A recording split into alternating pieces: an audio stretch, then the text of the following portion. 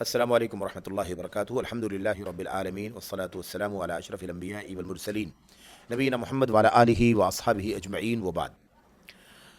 اعلام السنت المنشورہ حافظ حکمی کی جو کتاب ہے، اس کتاب سے جو مسائل ہم پڑھ رہے ہیں، اس سلسلے کا ایک مسئلہ ہمارے سامنے اگلا جو ہے وہ یہ ہے کہ اگر ہم کہتے ہیں کہ اللہ تعالیٰ کے فرشتوں پر ایمان رکھنا چاہیے اور ایمان رکھنا ضروری ہے، اس کے بغیر کوئی آدمی مسلمان نہیں ہو سکتا، تو اس میں ایک سوال پیدا ہوتا ہے کہ آخر فرشتوں پر ایمان رکھنے کا معنی کیا ہے؟ فرشتوں پر ایمان رکھنے کا معنی کیا ہے؟ جواب اس کا یہ ہے کہ فرشتوں پر ایمان رکھنے کا معنی یہ ہے کہ ہم اس بات کا پکا ٹھوس اقرار کریں، مضبوط اقرار کریں کہ فرشتے اللہ تعالیٰ کی ایک مخلوق ہیں اور وہ موجود ہیں، اور وہ کہاں ہیں؟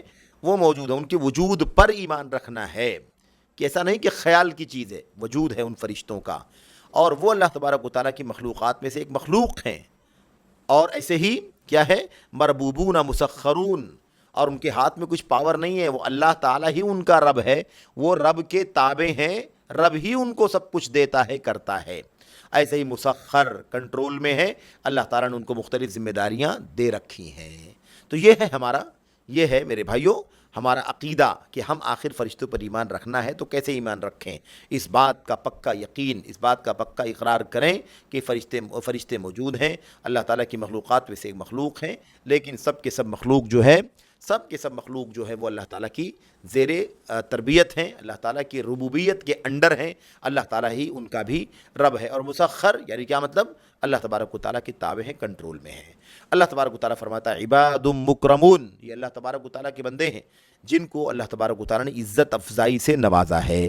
ایسے ہی لا یسبقونہ بالقول وہم بامرہ یعملون، اللہ فرماتا ہے کہ وہ کسی بات میں اللہ تبارک و تعالیٰ سے پہل نہیں کرتے ہیں، بلکہ وہ اللہ تبارک و تعالیٰ کے حکم پر عمل کرتے ہیں، اللہ تبارک و تعالیٰ کے حکم پر عمل کرتے ہیں۔ ایسے اللہ نے فرمایا لا یعصون اللہ ما امرہم ویفعلون ما یؤمرون، اللہ تبارک و تعالیٰ نے اللہ تبارک و تعالیٰ کی نافرمانی نہیں کرتے، یہ فرشتے اللہ تعالیٰ کی نافرمانی نہیں کرتے ہیں۔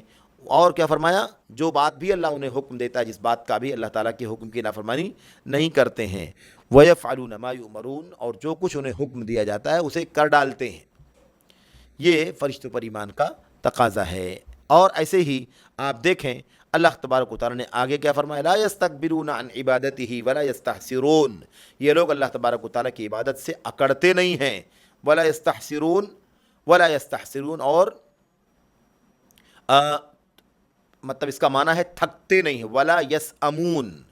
ولا یسأمون کے معنی میں اللہ تبارک و تعالیٰ کی عبادت کرنے سے اکڑتے نہیں کہ عبادت کرنے سے آناکانی کریں، نہیں، عبادت کرنے کے لیے تیار رہتے ہیں ہمیشہ، اور اللہ تبارک و تعالیٰ کے ساتھ میرے بھائیوں ولا یستحسرون، وہ یہ حسرت بھی نہیں کرتے۔ حسرت کا معنی کیا ہے؟ تھکتے نہیں ہیں، مسلسل اللہ تعالیٰ کی عبادت کرتے رہتے ہیں۔